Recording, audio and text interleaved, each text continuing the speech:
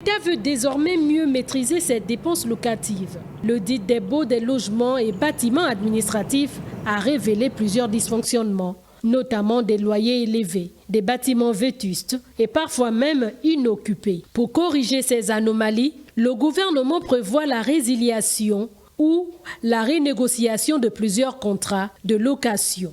Mais la stratégie va plus loin. Les autorités misent aussi sur la construction de bâtiments administratifs et de logements pour les personnels de l'État. L'État gabonais, chaque année, paye 30 milliards en location. Sur 30 ministères, après le coup de libération, 24 étaient en location. Les ministères sont éparpillés dans la ville, les populations s'y perdent, vivent dans des immeubles qui ne respectent pas les conditions de sécurité et même des conditions d'accueil du grand public.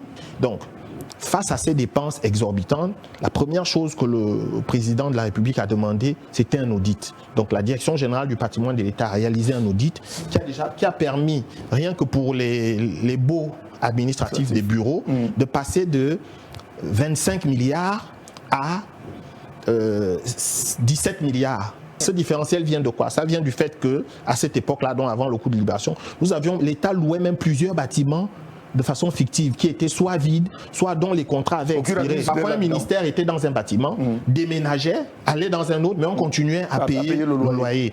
Les administrations qui sont en location, il y a à peu près 620 bureaux. La cité administrative Émeraude a à peu près 500 bureaux.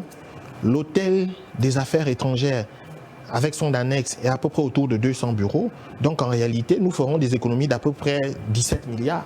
Grâce à ces réformes, le gouvernement espère économiser plusieurs milliards de francs CFA chaque année, tout en améliorant la gestion et la valorisation du patrimoine immobilier de l'État.